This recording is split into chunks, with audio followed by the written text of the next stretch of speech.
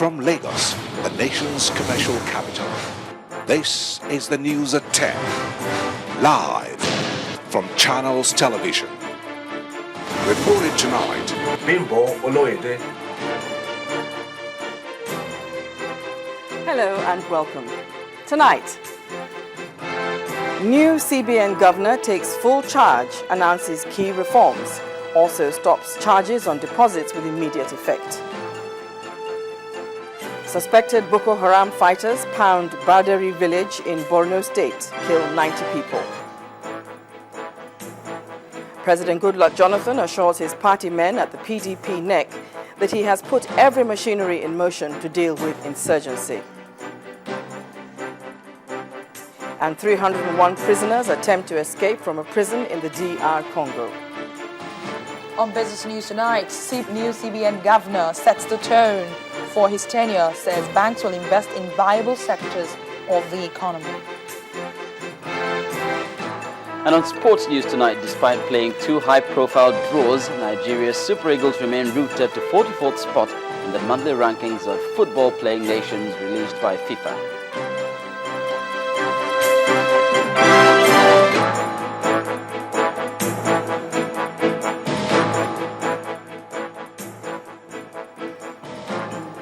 We begin tonight with what seems to be a promise kept, as the new Central Bank of Nigeria governor, Mr. Godwin Emefiele, today announced new directions for the Apex Bank.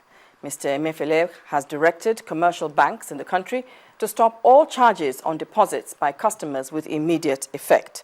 He also hinted that the Apex Bank will address all complaints by customers. The new governor of the central bank, top officials of the bank, and heads of agencies and parastatals from the financial sector at a maiden news conference by the governor of the Apex Bank. First, Mr. Emefiele says the bank will remain apolitical, focused, and continue to ensure macroeconomic stability. Part of his agenda is also to introduce the cashless policy across the country by July, while charges on cash withdrawals will be reviewed. My ideas on creating a central bank that is professional, a central bank that is apolitical and people-oriented, a central bank that dissipates its energies on building a resilient financial system that can serve the growth and development needs of our beloved country, Nigeria. Before I do so, however, let me sincerely acknowledge the excellent work that the bank has done to achieve financial system stability, low inflation, exchange rate stability, an efficient payment system, and a consistent monetary policy in the last couple of years.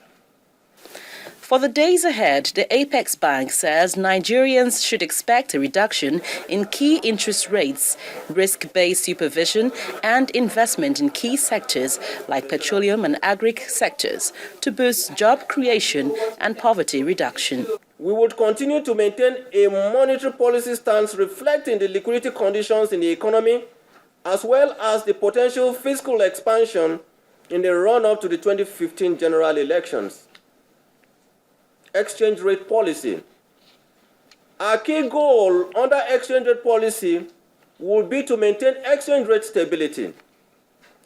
In view of the high import-dependent nature of our economy and significant exchange rate pass-through, a systematic depreciation of the naira would literally translate to considerable inflationary pressure with attendant effect on macroeconomic stability. Therefore, under my leadership, the bank will continue to focus on maintaining exchange rate stability and preserve the value of the domestic currency. It's 2 days after the central bank governor takes over from Dr. Sarah Alade, who had been in an acting capacity for 3 months. The new governor of the Apex Bank has announced ambitious plans for the economy. It is hoped that these plans will be matched with actions in the days ahead.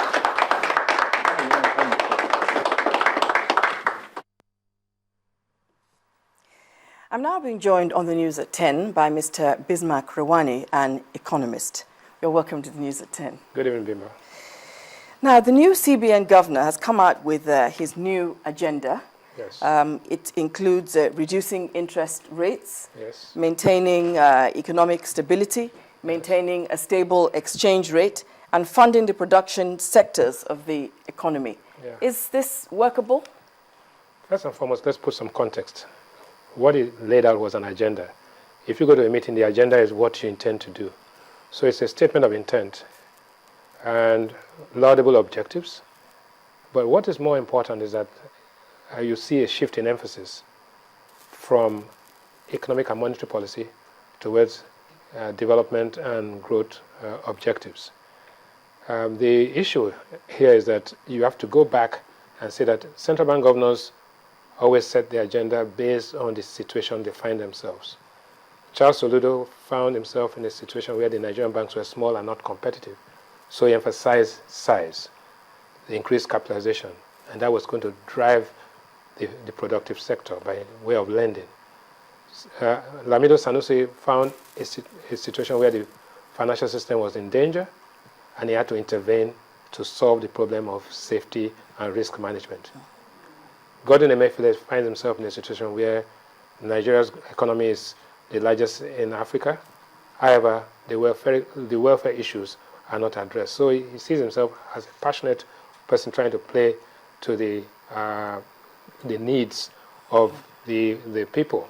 Now, the question now comes, can you have low interest rates, low inflation, and a strong naira? Some of these objectives are mutually exclusive. They cannot happen together, right? Now, the challenge is how to steer this and how to align it. And that is the real test of leadership here. Well, let's talk about the development aspects that you mentioned, because unemployment is actually a very serious issue in Nigeria. And he does talk about boosting job creation in the country. But how do you think he can achieve this? See, unemployment, it's interesting because Janet Yellen used unemployment as an indicator for deciding when to start tapering in the United States. Unemployment and growth are variables that are under the orbit of fiscal policy. Monetary policy is about stability. However, one thing you must notice that there are what we call leading indicators, coincidental indicators, and lagging indicators. Unemployment is a lagging indicator. It happens after the event. You lose your job, but the company must have been doing badly before you lose your job. What is important is the important issues are the leading indicators. Interest rate is a leading indicator. The exchange rate is a leading indicator. Inflation is also a leading, it happens before the event. Then there are coincidental indicators which happen during the cycle, and then there are lagging indicators that happen after. What he's saying is that he's going to be tracking unemployment, because unemployment is one of the major issues that determine the welfare and the behavior, the happiness of the people. And you must note that unemployment plus inflation gives you the misery index. Today, the misery index is at about 34, right? Which means that 34% of Nigerian people are miserable, right? And therefore, taking unemployment as an issue to be targeted and reduced, which will take time, and it's easy to say it, but how to go about it is another thing. Secondly, he used the data of 2011, even though he said it was 2012, 23.9% is 2011 figure of unemployment. You know, the youth unemployment figure was 54%, right? But the unemployment figure of 23.9 is outdated. If you take the current level of unemployment, then you'll find that the picture may be worse than what is. Therefore, the magnitude of the problem is probably much more than any of us can imagine. Well, thank you very much for joining us on the News at 10. I'm afraid that's all we've got time for tonight. Thank you. I've been speaking with Mr. Bismarck Rawani about upcoming issues to do with the new central bank governor. Now, hundreds of aggrieved students of the Lagos State University today laid siege to the governor's office in Alausa and threatened not to leave until their demands were met. The students were protesting the hike in their school fees, which they claim is outrageous. The new fees were fixed at 350,000 naira per year, excluding feeding and accommodation. The face-off between the students of the Lagos State University and the state government over the hike in school fees takes an interesting turn. The angry students take their protest to the government's doorstep, literally. They cannot continue to keep their own children abroad, even if they are paying 15,000 pounds on their children. What we want is 46,000. Oh yes! What we want is 46,000. 500. Making 46,000 naira the fee would not affect anything. I quite understand the fact that most of those who are in government today are just like us when they were growing up. Everything that we want is education. We should be talking about free education in Lagos State. And to demonstrate that they are in for the long haul, the students prepare their meal right in front of the governor's office. Dinner is served, beans and gari, perhaps to keep up the energy levels for the anticipated long wait for government's response.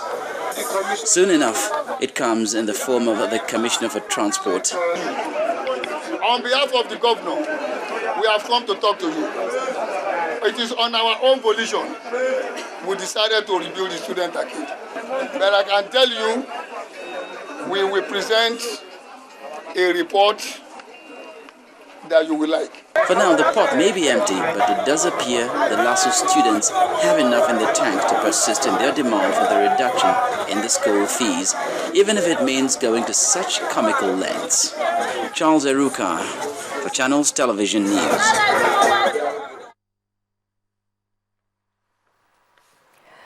In part two, after the break, the Senate condemns what it calls territorial aggression by Cameroon. That's in a moment. Please stay with us.